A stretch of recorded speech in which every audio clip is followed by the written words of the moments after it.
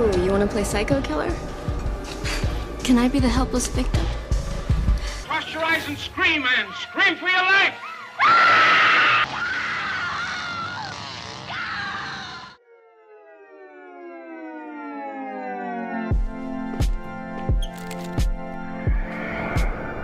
These are my favorite flavor. It's mine too. Why? What do you do? I eat stuff online. You mukbang? Oh my god!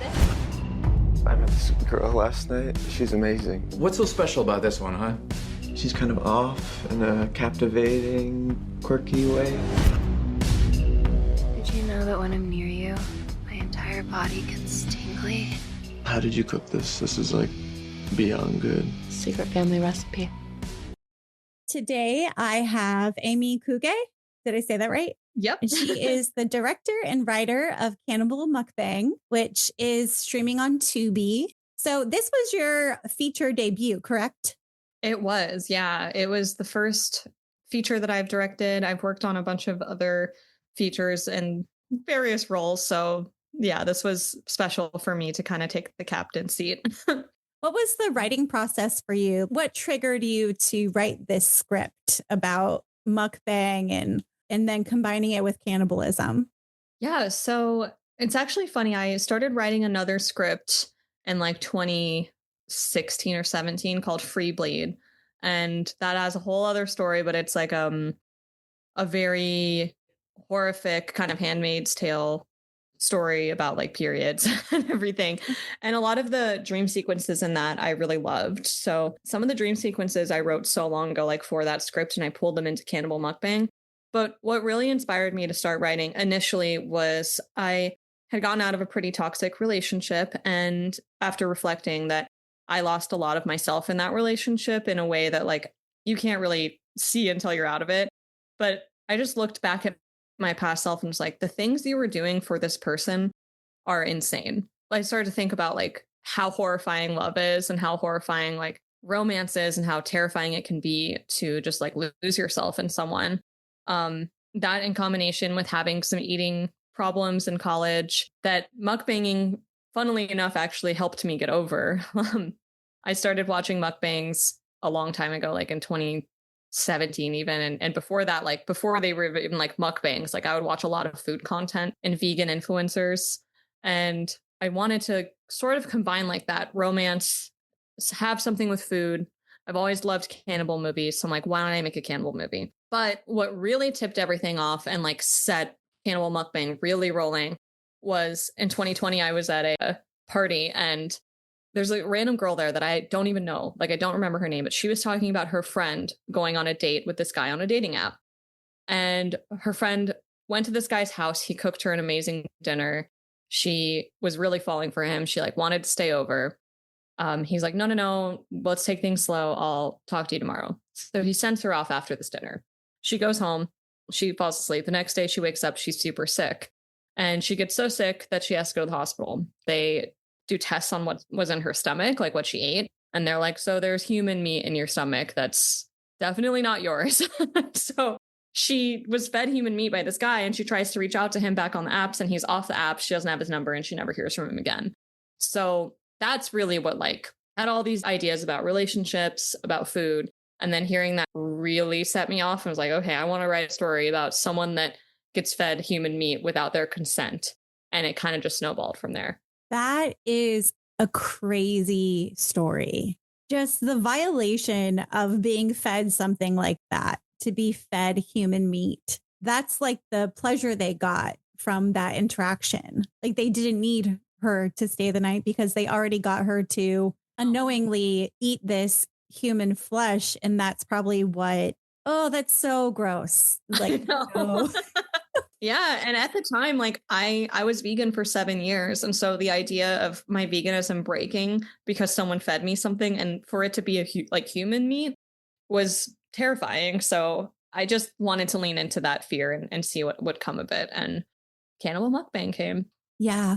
This is why you always order takeout. Yeah. Why you go out somewhere else in a neutral place. Yeah. Like it might not even be real, right? Like I don't know if that was a true story or not, but like How terrifying. Yeah, it kind of sounds like it could be like an urban legend or the beginning of a new urban legend, but I don't put it past anyone. I'm a huge consumer of true crime, so it sounds plausible. Totally. The only part that is a little weird is the testing the meat, like testing and finding out it's human meat. I don't know what that process would be like. I don't know either. That is, it's funny that you call that out and you are a true crime person, because that is something that even me, I was like, why would they, how would they know? Like, how would they know? You know? Yeah. Anyone out there listening to this that knows if that could be plausible, please let us know. Yeah, if you know about this story, if you know who this was, or maybe you can just let us know if it's an urban legend. Because, yeah, I feel like if you went to the hospital sick like that, the next day they would just treat your symptoms. They're not going to, I don't know, the chances of them testing your like excrements, like, I don't know how likely that is. But I also know that they do that for like to find out if there's like E. coli or where it came from. But I don't know if they actually test it or if that's just like a survey someone fills out and they're like, oh, yeah, you have E. coli and this is where you went. So we're going to like connect the dots. Mm-hmm. I don't know. Interesting. Either way, I think human meat does make you really sick.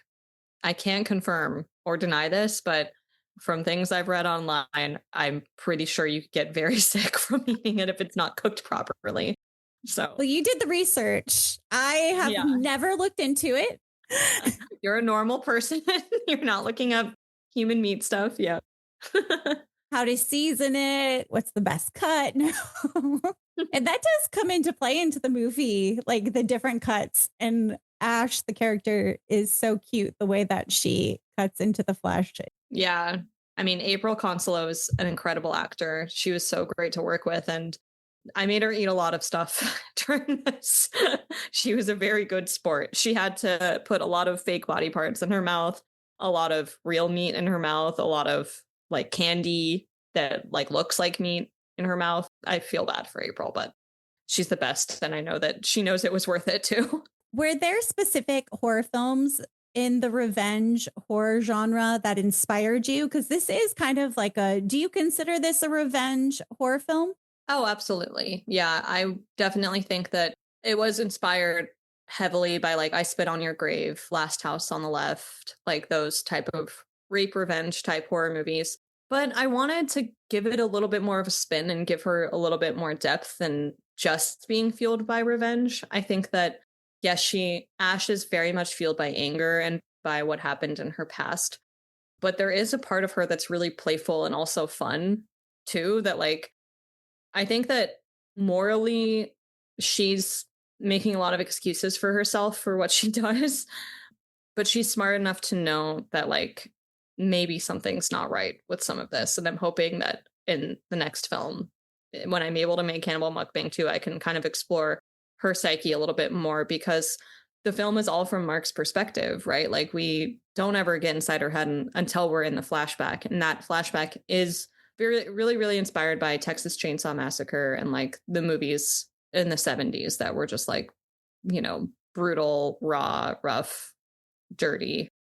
Yeah, I can see that. It was very like rough cut, like almost guerrilla style, a little bit more stylized than that, but still had that like gritty grindhouse feel. Those like flashbacks. Yeah, and we shot that on 8mm because we wanted it to have that different energy and the different aspect ratio and everything. I wanted it to just be like completely different from Mark's really insular, like kind of stable, small perspective of the world.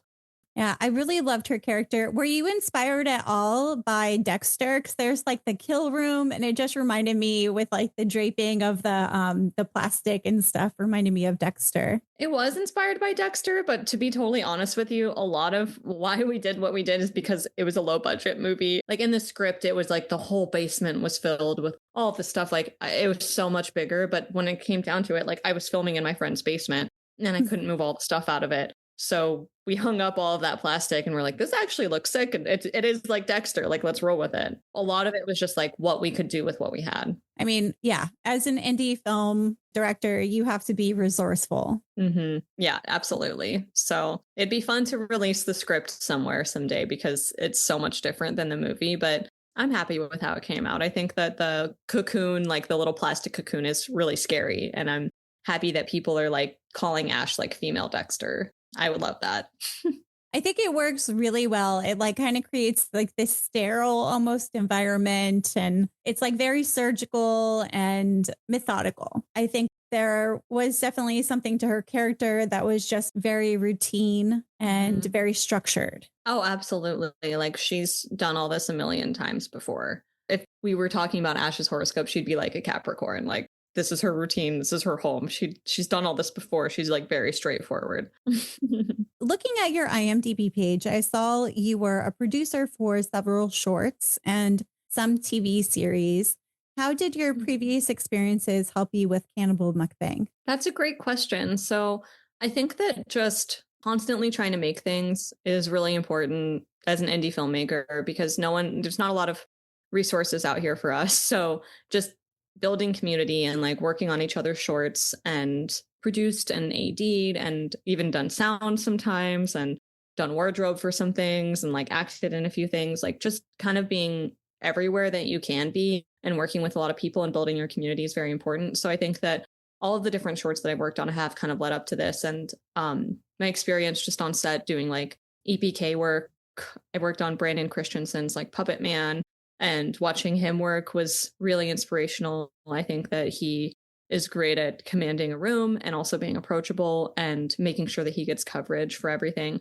Was very inspirational for me. Working in TV was funny because it really teaches you like how to find the story and things. So a good example of this is I used to story produce for Teen Mom, and we'd get like a week's worth of footage basically, and we'd have to whittle it down to like 3 minutes. So I'd have like hours and hours and hours and hours of footage to go through. And me and the editor for that episode, we would like just be watching all this footage. Like I would narrow it down, and making that much footage into something really small and intentional really helped me with editing Mukbang, because when I laid it all out with my co-editor, Haley Zalkin, it was 2 hours and 30 minutes long. And like, I can't put out a 2.5 hour movie like this. No one is going to want to watch all of this. So we got it down to 1 hour 40, and that was extremely challenging. But I think my experience of having to get the story out of things and like what's the most important thing for us to show really came through with story producing. So yeah, I think that like in film especially, you just kind of have to put yourself out there as much as you can, especially when you're starting out. And I've worked on a lot of stuff for free. So yeah. How did you get the financing for Cannibal Mukbang? Like, did you have backers or what was that like? It was all self-financed with me, friends, and family.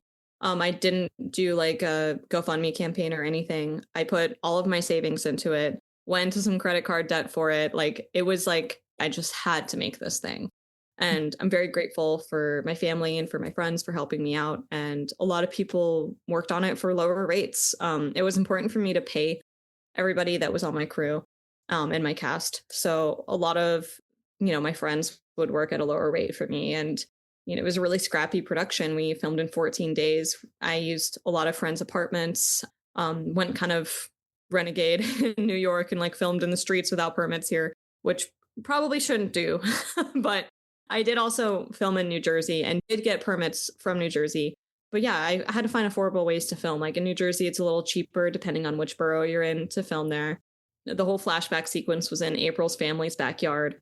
So the movie was very like, what can we do with what we have? And who would be willing to like work on this maybe at a lower rate? But me, like in my heart, I just knew that this movie had to come out. And I'm so thankful that it did. And, it being with Jackrabbit Media has been really special. I think that they've done an amazing job of putting the film out there, and it being on Tubi has been really good. I hope it's getting a lot of attention. It has strangely long legs. Like being included with Fangoria, like in the Fangoria Chainsaw Awards, was really major too. Like I was not expecting that at all. And being able to just like make something is so special, and I'm forever grateful for everybody that contributed and helped me make it. That's awesome. Like we have to, us ladies in this industry, we have to greenlight ourselves because not everyone is going to see the value in the stories that we tell because it's very male dominated. So it's just kind of like we have to prove ourselves. So the fact that you like saw value in what you did, you believed in yourself, you went out, you did this, and now you're being recognized for it is amazing and powerful, and it's awesome. Thank you. Yeah, I really felt possessed. Like I can't explain it any other way. Like once I had the script out and I put the script in some festivals and got feedback and told myself that if it won awards in any festivals, if it got accepted, that I would try to make the movie. Luckily, like I made this while I was working at Teen Mom, and that team is amazing. I worked with a bunch of female producers, and I told them that I was going to make my movie, and I'm like, I have to take like 2 months off of work, and they're like, go get it, girl, like go do it. And I took 2 months off of work and just like made the movie, and they were really flexible with me, so I'll always be thankful for them. But you're totally right. Like the amount of people I know or producers I've talked to were movie made just off of like a log line. They'd be like, oh yeah, I got greenlit for like X amount of money. And almost every time it's a male director and like a male producer. And they're like, oh, this idea about like an ape chasing a woman through the forest in, you know, this country, like we'll make it right now.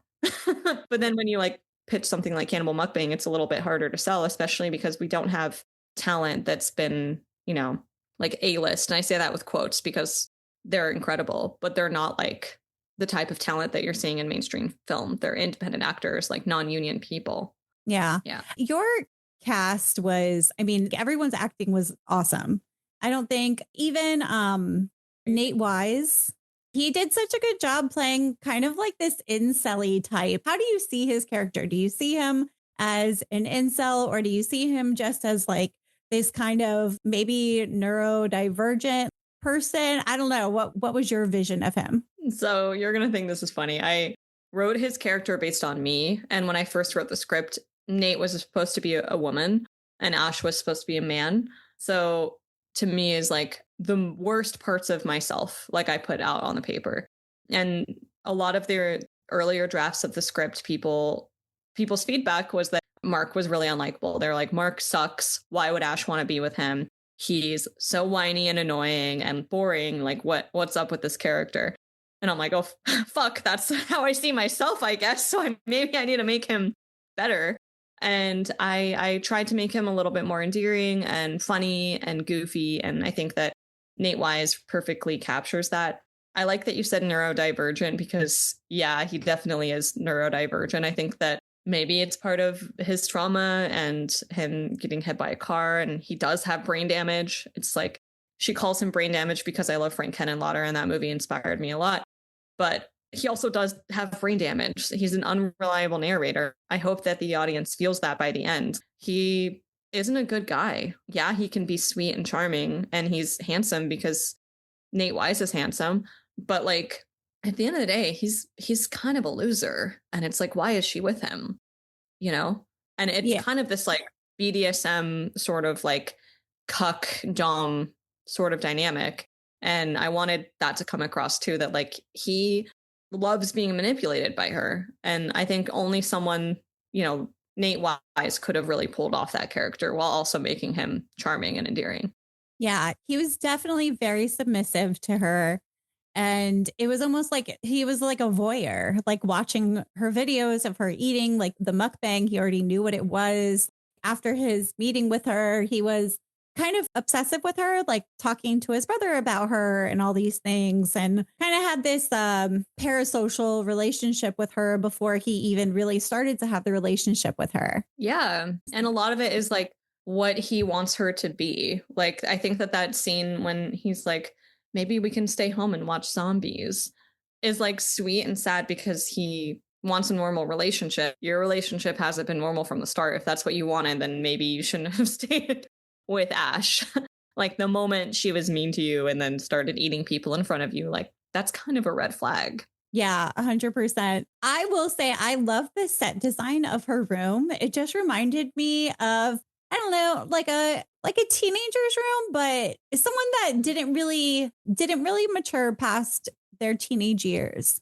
Just a lot of pictures on the walls, and it's like almost like a collage of stuff. It's beautiful. I love it. Like the lights, the atmosphere that's in it. But it almost made sense to me when you find out her backstory and her trauma, that she's kind of stuck in this adolescence. Was that intentional? Absolutely. Yeah. Thank you so much, by the way. Yeah, my production designer, Matt Weir, and art director, Deanna Buggs, like they crushed it. And I think that their direction for that was I told them, like, this is like an early 2000s teenage girl's room. You need to make this like as bright and colorful and honestly like a little scary, like with how childish it is. Um, in a way that's endearing and could be fetishized by creepy dudes that are like, this is like a little girl's room, you know? But also like reflects her psyche and that she is trapped in this state of adolescence because she never had a childhood. So now that she's an adult with money, she can kind of do what she wants and recreate that and make the little dream room that she wishes her and her sister could be hanging out in. But yeah, that's really observant of you. Like it does reflect how stuck she is in her past, for sure. Yeah. I mean, I looked at that room and I was like, oh, I want that room. Like 20 years ago, I want that room. Yeah. Not now, but so pretty. Thanks. I love that room. It was so sad that I had to tear it down so quickly. We only shot in there like 3 days, less than that, honestly. And it was at my friend Leah Feingold's house, and that was her room. She's like, I wish we could keep this all up. Yeah. When it All came good. to the film festival circuit, how many festivals did you get into? Like, what kind of feedback were you getting throughout that whole process? Like, I know that the movie is technically 2023, but it wasn't released until 2025, like streaming platforms. What caused that delay? Was it something where it was released into festivals in 2023? Yeah, you're exactly right. So it was released in October 2023 with Brooklyn Horror Film Fest. My favorite film festival. I loved it so much. I live in Brooklyn, so it was really fun to have it show in my hometown and have a lot of the people that worked on it go. But yeah, I wanted it to have a good festival run, and I, got really lucky and it got in, I don't know, like 20 to 30. I need to like actually count them out, but it got into a lot of festivals and it got into like Austin Film Fest, Chattanooga. It played overseas in Italy. It played in Fantastic Film Fest, Australia. It played just all over the place. It played at Soho Horror in the UK. Like it had a really beautiful festival life. And I would really recommend that for any indie filmmakers out there. Like put it out in as many festivals as you possibly can because it's free for you. If sometimes they just let you submit without having to pay a submission fee. For me, like once Mukbang started to get into some of the bigger festivals, a lot of festivals would email me and be like, hey, can we get a screener for this? We'll waive your submission fee. So it's a way for you to get your film out there to different audiences and build the buzz around it. For me, the buzz is what got my film distributed. It got a lot of buzz after Brooklyn Horror, and Jackrabbit reached out, and I suck and I didn't see the email. And then the Mark Padilla, who's the sales agent there at Jackrabbit, emailed me and DM'd me again. He's like, hey, he's like knocking on my digital door. Like, I love your movie. Like, can we talk about it? And so May 2024, we started talking about it. And then from there, like Jackrabbit and I just started working together. They acquired the film and needed to do the delivery process of the movie, which nobody talks about, was very expensive and very time consuming on my part and was a whole thing. Like delivering a movie is like another, like people always talk about pre-production, production, post-production.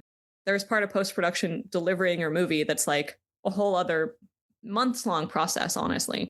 A really long time for it to be packaged and be ready to be presented to the world. And that's why it was March. We were going to initially do October, but October is very, very competitive with horror films. So we waited until March. Yeah, no, I think that's a smart move. Mm-hmm. Yeah, there's so much I could talk to you about and other filmmakers about with delivering, because truly no one teaches you like how hard it is to deliver a movie. Yeah. I would love to pick your brain about that another time. Okay. The film feels like it's about consumption on many levels, like not just food, but like consuming someone else's physical appearance, their bodies, consuming attention. And the consumption of flesh is more like it feels like consuming that person, part of their personality. What kind of hunger were you most interested in exploring? Ooh, with Cannibal Mukbang, I wanted to explore number one, like the hunger for revenge. Like she's hungry for revenge. Two, hunger for lust and love. And then three, definitely like that digital social media consumption too, where she is like constantly churning out these videos and constantly having to fuel her own hunger for revenge, her hunger for attention. So, you know, those two things just end up feeding each other. And then Mark is hungry for love. And so he's willing to let her basically like devour his life before she ultimately, spoiler alert, I didn't show it, but it's assumed that she eats him at the end. So, yeah, I think that there's a lot of different types of hunger in this. And the film is definitely about consumption and about how that relates to love and like losing yourself. And I do think that in this life, like in Ash's life, when she eats her victim, she absorbs some of their power. I think that's why she is so freakishly strong for being such a small girl, why she is so alluring and charming and interesting is, you know, she is absorbing these men and their like lives and their evilness and their power and using it for what she thinks is right. Yeah, I think that Ash is a deeply unhappy and confused person. And she's kind of constantly filling that void with these acts of violence. I'm really glad you brought up the whole consuming their energy and like kind of taking that in, because that's kind of like I did a lot of Native American horror movies at one point, and that's kind of part of the lore of cannibalism. And I can't remember the name of the creature. There's like a creature that devours flesh, and it can never have enough. Wendigo? Like, yes, sure. The Wendigo. It is? Yeah. Okay. Yeah. I said Wendigo. I sounded so like Western. Yeah. Wendigo. Okay. Yeah, it was the Wendigo. And there are a bunch of horror movies about the Wendigo and eating flesh and consuming flesh and how you are able to take that person's power and all these things. And I think in the movie, you see her transition in her flashbacks from when she is able to kill her attacker, and then she consumes him and she takes his power, and she talks about how she's getting stronger by consuming him. And I kind of took it as kind of like the Wendigo. Yeah, for sure. I really was inspired by the like tribal cannibal lore, where a lot of, I forget where the tribe is and I don't want to butcher this, but there was like a tribe that was studied for like being cannibals. And they said that it kind of like for people that eat human brain, I think it is like there is some sort of virus that makes you like crazy and sick. And I feel like she has some of that in her, but also has this sort of fantastic power that could fall along those lines of a Wendigo, where she is like absorbing the swamp man. I'm calling him the swamp man, his evilness and his power in a way like this is really fucked up, but he ate her sister like 2 days before that. So she's kind of absorbing like her sister back in her body too, in a weird way. And it's really disgusting to think about, but I really think that Ash as a character is not like of this world. Like she has some sort of otherworldly aspects to her. Otherwise, like how would she survive all of this? You know, physically even, like she is such a small person that like, you know, if she could actually overpower her attackers in every situation. Yeah, there is definitely a fantasy element to it with the one attacker where she like breaks his arm, which is such an amazing scene. I think that's like the first time you really see her come into her power. And it's so badass. I can't remember exactly what her line was, but it's just so empowering, and you're rooting for her the entire time. Absolutely. Yeah. I mean, that scene is so funny to me because she is so powerful in it. But then later on, like, of course, she gets hit in the head with the wine bottle and that knocks her out. I hate that that happens to her. But I also want people to see that, you know, she is freakishly strong and she has all this like supernatural power. Like, she's caught off guard. And maybe it's because, spoiler alert, it's Mark's brother and it's like part of her like love's DNA. And like, maybe she's kind of captivated by Maverick in a weird way and like caught off guard. I think that that sort of thing has happened to her many times. Unfortunately, like I imagine Ash's character has gone through the same thing with Mark multiple times. Her sole purpose is this revenge. And ultimately it gets, in the way of her having a companion. Because I think Mark could have been her companion, but rage consumes her and he betrayed her. So Yeah. He ends up just being like a little cuck and nothing much more than a little cuck. I know. He's so terrible in that last third. It's hard for me to even watch. I'm just like, come on, dude. Like you had a baddie. You had a beautiful, smart, funny person to be in your life and you just ruin it for your evil brother. Did you feel like you were pushing back against the way women's bodies are consumed online or amplifying that reality to make it impossible to ignore? I think a little bit of both. I did want to amplify that sort of e-girl aesthetic with Ash. She knows how to dress to get the attention that will lead her to her victims. But Ash kind of molds herself to like whichever person she's seeing. And I think her different outfits, while they're really fun and playful, like they are kind of voyeuristic to like what you would assume like these type of men want. She is wearing the tiny skirts and she is wearing the crazy wigs and the super bright makeup. And she's always cosplaying as what she thinks that these men want and how she thinks she'll lure them in by dressing a little bit younger or like showing more of her body. There's a really important scene to me that everyone just talks about as like the butt scene. But to me, that scene when she's walking with Mark in the park and we see the close up of her butt while she's walking, for me, the most important part is that Mark is trying to hold her hand, but he's still so like awkward and like doesn't really know where they stand. And he hasn't really come into himself that he can't even hold this girl's hand, but he's like killing for her, keeping her secrets. And all anyone can focus on is her butt. And I think that it's a really fun experiment for me as like the director to talk to people after the movie.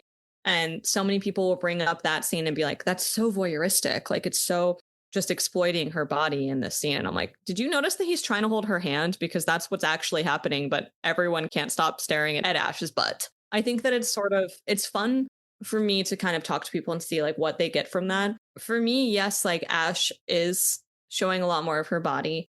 And she is kind of taking advantage of that sort of trope of like an e-girl, like a pretty online personality and, sort of self-exploiting. But at the end of the day, like she has the power in every single one of those situations. And also too, like I wanted Ash to be like very confident in it and into herself. Like she likes how she looks. And with working with April Consola, like we talked endlessly about Ash's outfits and her looks and how fun, playful and girly and like sexy. And I wanted April to feel so confident and good in every single one of those outfits and every single scene. It was a really, really long process, like developing her looks and coming up with the type of style that she has. That's this kind of like kitschy, poppy, kind of like cunty look, Yeah. Now, I definitely saw that as you captured the male gaze in such a powerful way, kind of showcasing her power. I did see it as showcasing her power. And she walked with confidence. And she didn't care that she had part of her butt cheek hanging out because, she's like this goddess almost. Like she was very powerful. And, Totally. goddesses are a lot of times like, you don't have to cover up. They have power in their bodies. And I think that is a powerful thing to show someone being comfortable in their body. We can look at that and we can see how mesmerizing that is and how it is inherently sexual, but it's inherently sexual because she wants it to be, not because we are just looking at her. It's because she has made it so type thing. Right. And it's also, to me, it's so unfair that women can't just dress for their bodies and make themselves feel hot without it being for the male gaze or this thing, that they're sexualizing themselves for other people. It's like, can you just be hot for yourself? I don't know if Ash is being hot just for herself. I don't think she is, but it is funny that there are all these conversations about what women wear and how that relates to men. But then like, if a man dresses a little slutty, it's not like, oh, he's doing this for the female gaze. It's like, he's confident, he's stylish, he's cool. Yeah, Not all the 100%. time, but there is a fun, deeper conversation with that. With like, I think that some critiques of the film are saying it's a little like misogynist, but then it's like, how can it be? Like, if you really look at it closely, like, is it, Yeah. or is it just this woman like taking back her power? You know? Yeah. I was going to say too, it's almost like the way she dresses makes her very unsuspecting.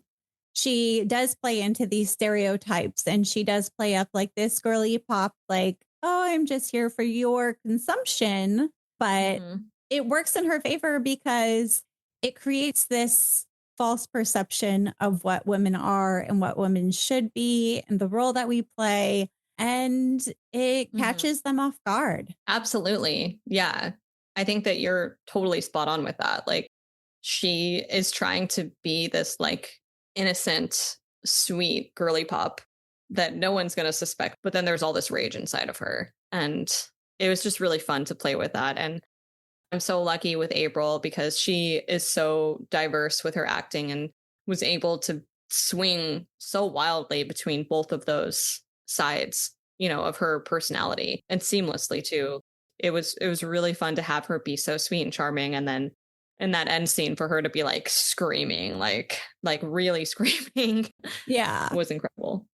Yeah. No, she was amazing. How did you find her? How did you come across her? I'm so lucky, and I didn't have a casting director for this. I did the casting myself. I went through Actors Access and found April in a sea of headshots and was like, who is this person? And I had a few people audition, and she just really stood out. She just had this like depth to her immediately and this intensity while also looking like a Disney princess. Like, she's such a beautiful, conventionally attractive person that could play like she's a teenager, but she was in her mid 20s when we made this. And it was really important to me that I had an actor that was old enough to like know everything that was going on. Like, there was no world where I was going to try to film this with an 18-year-old, because I'm sorry, like it's too intense. I would never want to put someone through that was like still in their teens. You know, like I wanted Ash's character to not be easily pinned down with like how old she is. Is she in her 20s or is she in her 30s or is she like randomly in her 50s and just has this like cannibal power that makes her younger all the time? Like, I just didn't want you to be able to like nail her down as a viewer with how old she is. Yeah. I didn't even really think about her age, but I knew that she wasn't a child. So that's good. Yeah. We don't want children I in these know. roles. Isn't that sad? Isn't that sad that we have to think like there's just so much disgusting stuff out there that I'm like, there's no way I would ever work with someone who wasn't old enough to understand what any of this stuff is. Yeah. So No. even her sister is April's actual sister, Autumn Oh. Consolo.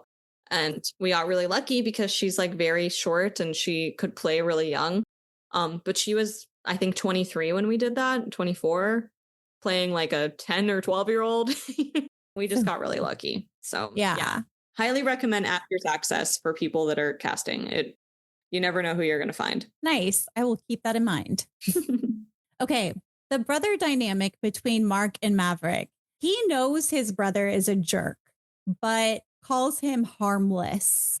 To me, that felt like a commentary on all the men that we make excuses for in our lives, whether they're family or friends. The patriarchy is guilty when it comes to excusing predatory behavior. And I felt like their dynamic just perfectly illustrated that toxic environment that not only like the predator, but the person that allows it to happen in these instances. Was that your intention?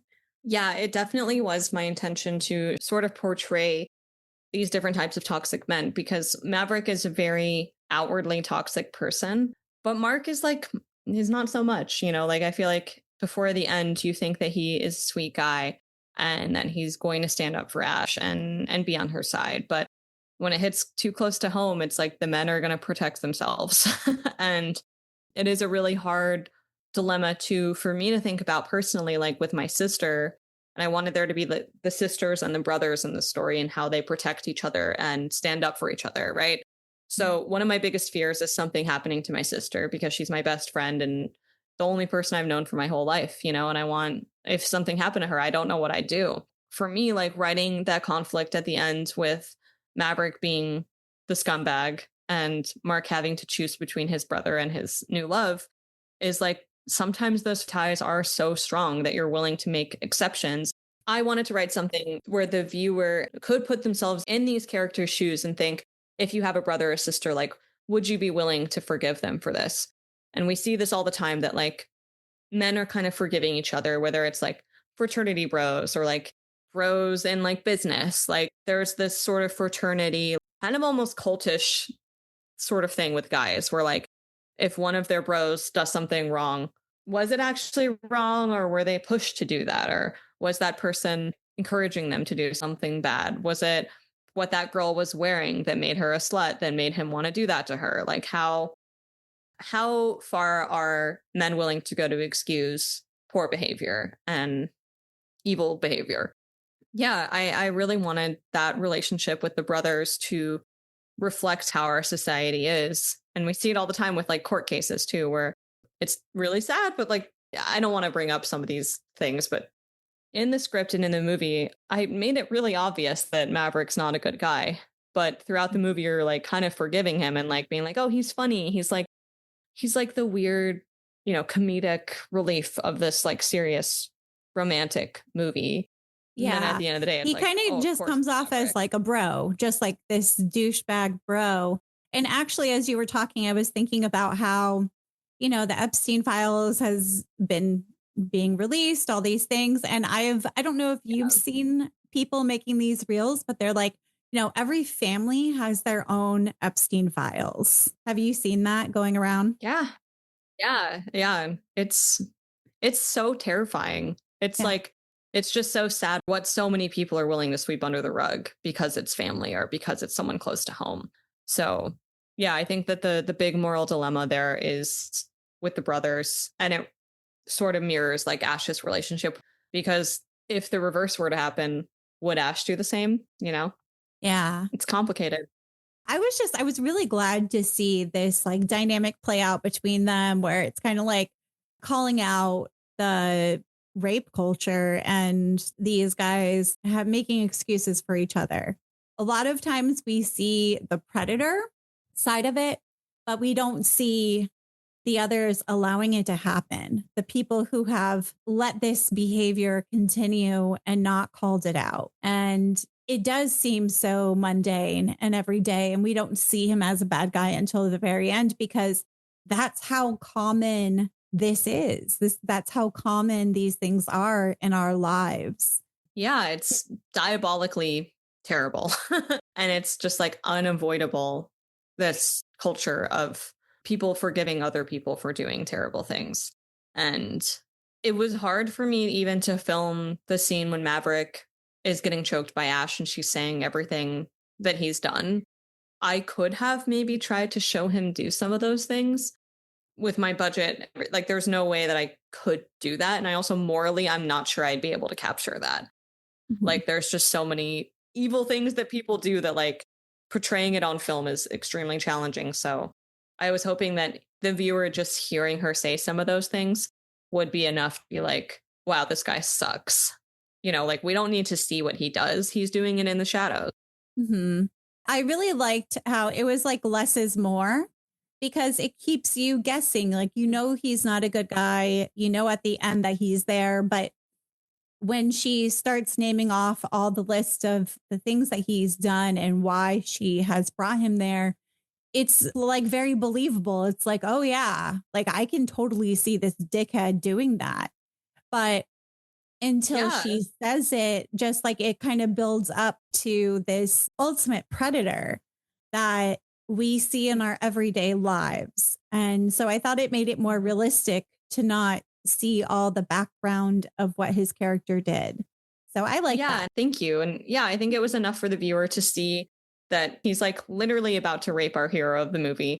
And Mark walks in, and instead of being like, don't do that, he's just like, Maverick? He doesn't even tell him to stop. I think that in itself is so telling of like Mark's character and how he cannot believe that his brother is evil. Yeah. When it comes to Mark, he had no agency of his own. He was always looking for approval. So whether that was his brother or that was Ash. He was being pushed around in every direction. So he's like a very heavily influenced person that if his brother was to say, we're going to kill Ash, he's very sheepish. He would probably be like, okay, like I love her, but like, I get it. You know, she's killing men. Okay. You know, He has no backbone at all. And of course, the only backbone he has is when he does something bad at the end, when he defends his brother and hurts his girlfriend, like hits her in the head hard enough to knock her off and knock her out. Like, I just think that he does so many things that like I cringe when I watch it. And I hope that the viewer does too. And it's like, yes, it's your brother, but like there's just so many things that he does wrong at the end. yeah, no, I had that feeling. And, you know, I actually put in my notes that Mark takes on this submissive and timid role. And I loved the reversal of the roles. And I feel like it's actually very realistic because most masculinity is just like a front and men are actually really emotional. It kind of reversed those roles, but it also makes sense because you said that you wrote it. I wouldn't have known this before, but you said you wrote Ash as a guy and you wrote Mark as a female character. So that kind of makes sense that it did that too. Yeah. Yeah, definitely. I mean, Mark is like the most feminine man. A lot of the reviews on Letterboxd have been so funny because it's like queer people and like lesbian people being like, oh, this is so lesbian coded. Mark is a woman. Mark is a trans. Some people are like, Mark is a trans woman. They call him so many feminine things. And it's just, to me, I'm like, yes, you get it. Like he's like not a normal man in this. Funnily enough, like even though he was written based on me and is like a very feminine character, you're right. A lot of men that are actually like that deep down. But our society, at least in America, doesn't let men be like that. And I think that it's a big part of like the male loneliness epidemic, where it's like men aren't able to be emotional. They're not able to talk. They're not able to express themselves. And that's why as soon as Mark gets the intimacy he's been craving, he freaks out and runs away because he can't handle that someone loves him. Like he just can't handle it. It's too much for him. Even though that's all he wants throughout this whole movie is he wants Ash. And as soon as she says she loves him, he freaks out and runs away. It's so frustrating. So how much of the effects was practical? It seemed like most of it was. Did you have to do any digital retouching afterwards? Oh, so we did a lot of color correction and we did a lot of like adding grain on certain things and, you know, that sort of stuff. My cinematographer, Harrison Kraft, also did color correction on the film and he did a fantastic job, but there might be like some moments where we would like darken something that maybe didn't look as good or brighten something. But for the most part, like actually all of the effects were practical. There was no like digital effects in the movie. It was really important for me to do everything practically. I wanted it to have that like 80s vibe. And even some of the things that might not look as realistic, like I still wanted them to be practical. I wanted it to feel tangible and real. Kind of a nod to those like 80s splatter movies that I really enjoy. The scene where she's taking apart like the first body kind of reminded me a little bit of Reanimator. Have you ever seen that? Yes. Just like the way that the body was cut up and the way that the practical effects. I really like the look of the organs and everything as she was like cutting into the person. How did you create that? Like what kind of practical effects was that? Yeah, so a lot of those body parts were from my special effects artist. Her name is Ashley Thomas and her partner is Alex Solorzano. They work for Yellow Moth Makeup and they're based in New Jersey. They made a lot of those body parts. They had almost all of those organs already and they just repurposed them. I think that they're all made out of silicone. They're incredibly talented and were a dream to work with. So a lot of that was from there. They actually had that chest cut open for another movie called Capsules that my DP worked on that came out, I think, 2 years before Mukbang. But yeah, they repurposed that chest and we were able to use it for the scene. They did a life cast of the actor that gets his arm snapped in half. They did his arm, his leg, his head, and I had them do all their lines, from here up so they could like perform a few times and I could choose the best performance. And then we cut away to a lot of those close-ups on another day. Like we filmed all that stuff separately. So that was challenging to edit. Probably the most challenging scene to edit for sure. Because in my dream world, like I would have had that full body and it would have been a lot more gross and we'd see her eat a lot more stuff. But you got to work with what you have. So I kind of went more with performance, and a lot of the, I think, grossness comes out in the sound design, making it juicy and gross. I worked with Brendan Laird on the sound design, and Jenna Edwards, my like one of my best friends, did a lot of like Foley to make that stuff as gross as it could be. Yeah, that's awesome. I did have something about sound design because there were so many sound effects when she's pulling out the organs, and it's just like very wet and visceral. And even when she's eating, it was just, it kind of brought you into this fantasy world with her, with all the sounds. I just thought it was really, really well executed. Thank you. Thank you. Yeah, I mean, it was a really long process doing all the sound stuff, and a lot of watermelon and, food was crushed up. So we have Jenna and Brendan to thank for that. Well, thank you, Jenna and Brendan. Yeah, thank you both. I actually did a short with Jenna a year or so after called Brian Won't Wear Condoms that's on the festival circuit. If you guys want to check that out.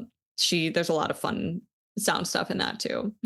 I love that. That sounds like a feminist film, a feminist short I definitely want to see. I can only imagine what that's about, like how that goes. Yeah. It sounds good. I like it. I'll send you some stuff after about it. It's fun. I was going to say, I really loved like once Ash was able to let her guard down and Mark was like accepting her.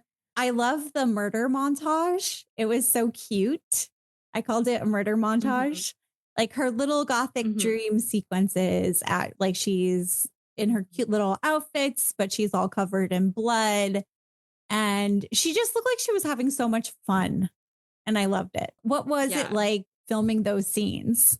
So almost all of those scenes were after we wrapped principal photography. We had a 2-day pickup shoot. And over those 2 days, we did a lot of those murders. Those were so fun to film because we didn't really have to worry about sound as much.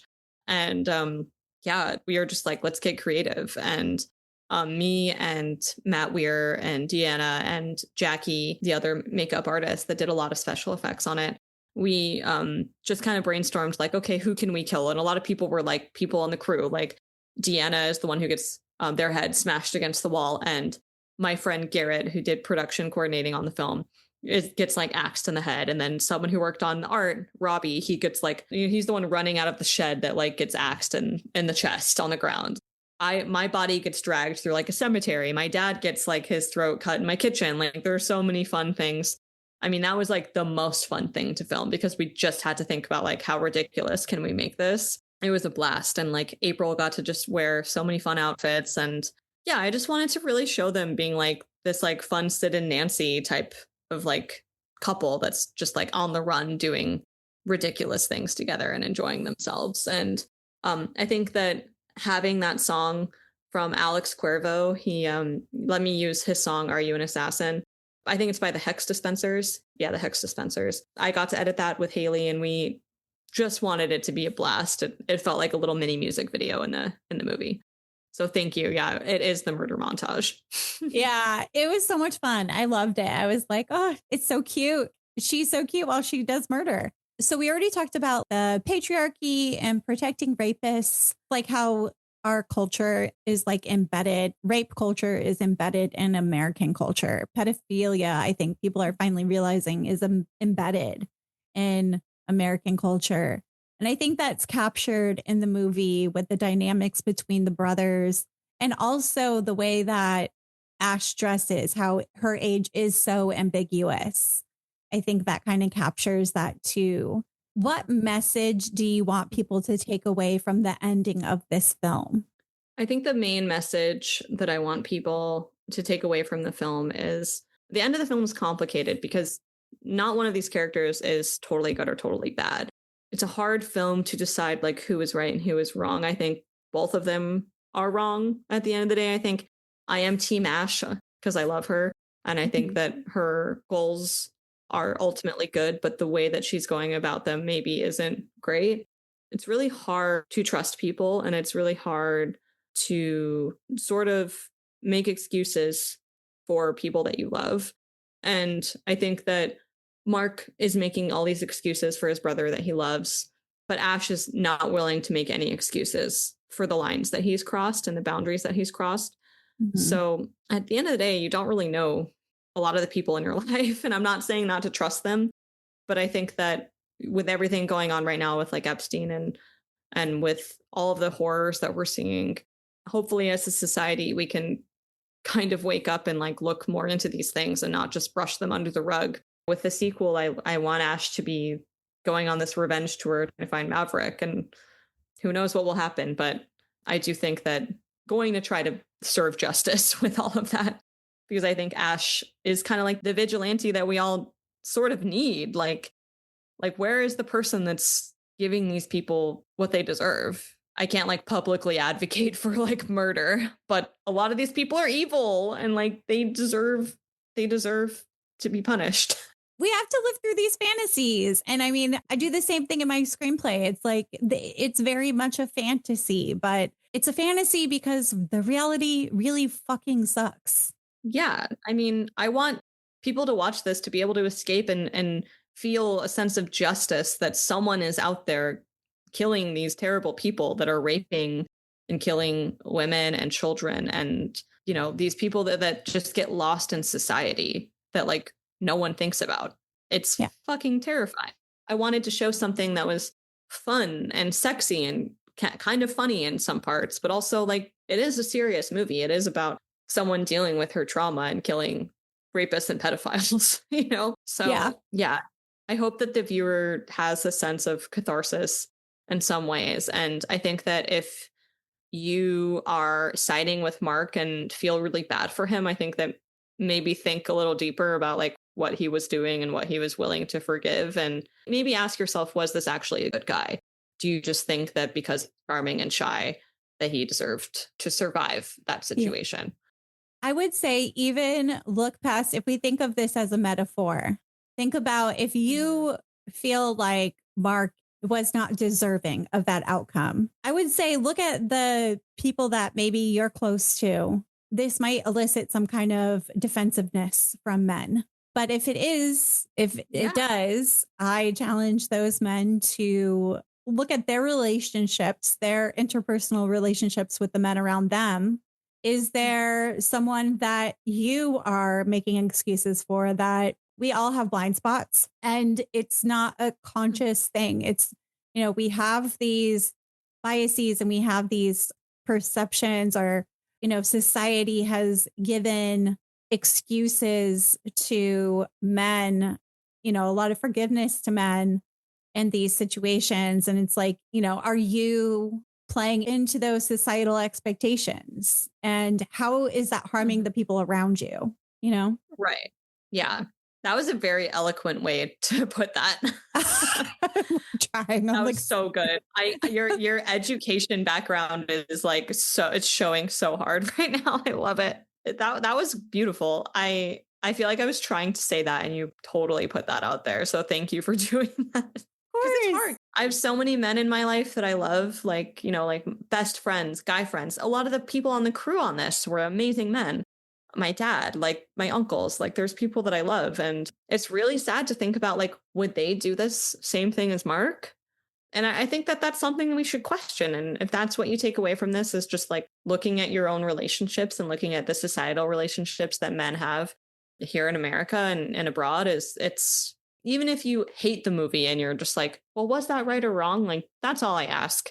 That's all I want. I just want people to have a reaction and to like think about these dynamics a little bit. They're going to continue, you know, like this thing it's not going away. And there's a lot of, when it comes to moral gray area within our lives, just daily, it's just trying to do better always. Yeah. And does Ash probably need to go to therapy and like learn how to cope with things? Yeah, of course.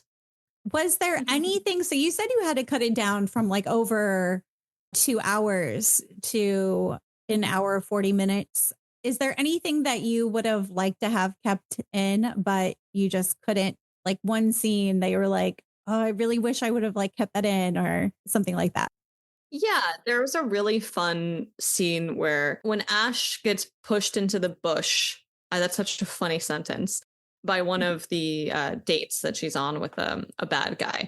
She is in that bush. Mark jumps in and she's like starting to kill this guy. But Mark hears a couple in the park that they're in walking by and it's like, shh, be quiet, be quiet. And she's like, like laughing and like killing this guy. And he's like, no, be quiet. There's people around.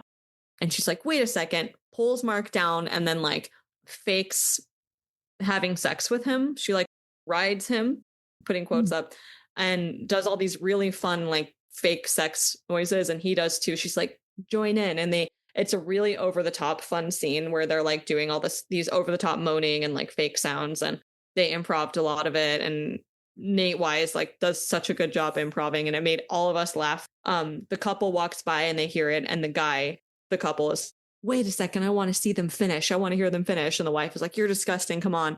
And she takes them out. And it's really funny. Like it's one of the funniest scenes, but it just was too funny for the script. Like it just felt like it was, it pulls you out of it a little too long and it would have pushed the movie closer to the 2 hour mark. And I was like, I have to get rid of it. It sucks because it's so funny. And it is a deleted scene in the German Blu-ray of the movie. And hopefully I'll be able to bring it to America if we do a special release like Blu-ray with special features. I'd love to add that in, but there's like 4 scenes that got cut out and all of them are kind of funny and weird. And one other thing that I'll say is that the restaurant scene was supposed to be a lot longer. Ben Frankenberg was the server in that scene and they had a really good line and I had to cut that out. And it was so hard because that day was like a stressful day and I really wanted Ben to be in the movie. But then when it came out, I'm like, I'm so sorry. Your scene got cut.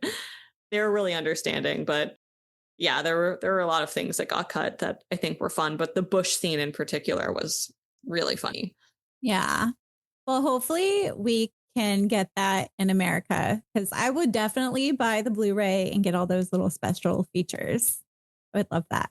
Thank you. Yeah, I hope so. I'm working with some people. I have 2 other questions for you. So, well, I guess we already talked about this. What you see yourself doing next. You already have a project that's like an emo horror movie, which sounds really interesting. Are there specific topics you would like to tackle that could benefit from a woman director's perspective? Absolutely. I think that female friendship is not explored nearly enough in film. And with my emo horror movie, it is all about like female friendship, self-harm, what you would do for your friend, and like how like complicated some of those lines can be. And I think that that's something that I would love to explore. And I don't think is explored enough, especially in horror. I feel like women are so often just turned into like final girls in horror that like don't really have friends, especially female friends.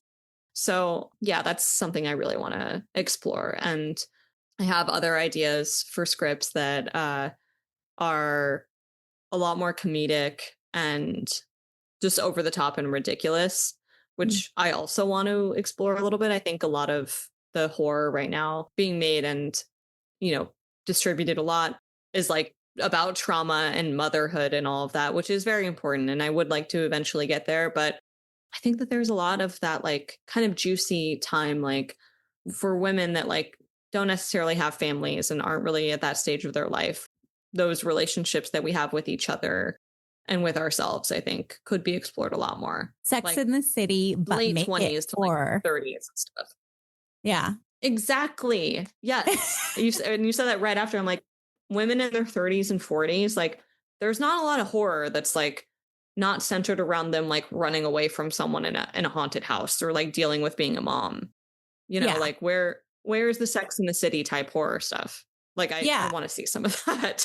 Especially women have been kind of veering away from having kids young. And there are a lot of women who are vocally like, I don't want to ever have kids.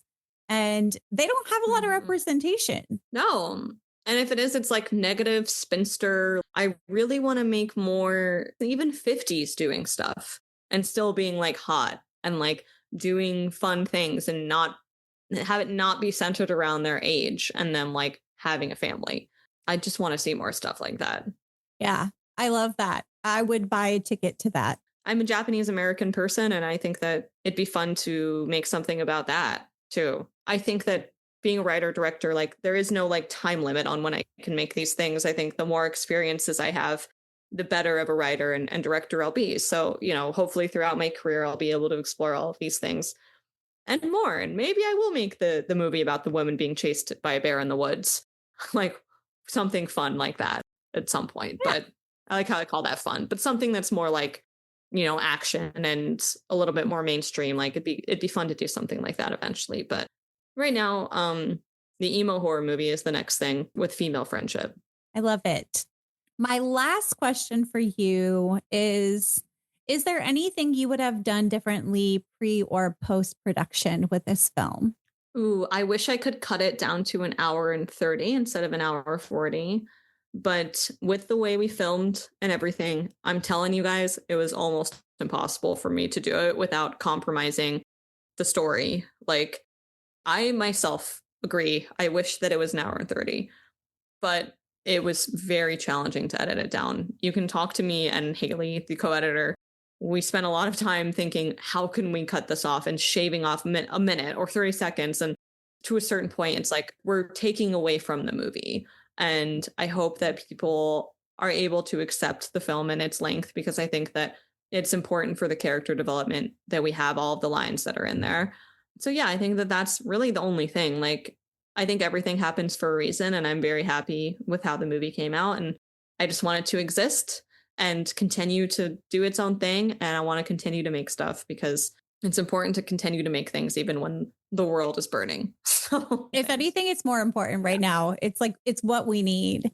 And I think this movie is something that could be a cathartic relief in these times where we are seeing all these horrific images, and we're seeing really like the veil's been lifted, and we're seeing these circles of men that are protecting each other. And so this movie could be very therapeutic. I think it's time. It's time for us to start getting more into female revenge, because it's just good fun. Yeah, I could not have said it better, for sure. Yeah. Well, thank you so much for talking to me, and we'll definitely stay in touch. Thank you so much for having me, and let's definitely stay in touch. I hope that your viewers like this, and available online for free on Tubi. You can also watch it on Prime or I think Apple TV. There's also a Blu-ray too, and there were VHS tapes. We're going to try to make more. So yeah, appreciate you. Thank you so much. Bye. Thanks. Bye. I don't kill just anyone. I only kill the ones that get away with doing horrible things to innocent people. How many people have you done this to? It's a circle of life. People live and people die. God, I just feel so alive. This is so much more fun with you. Hey, all you bangers. Welcome back to my channel. We got something special. Food is fuel. I don't know about you. I'm starving.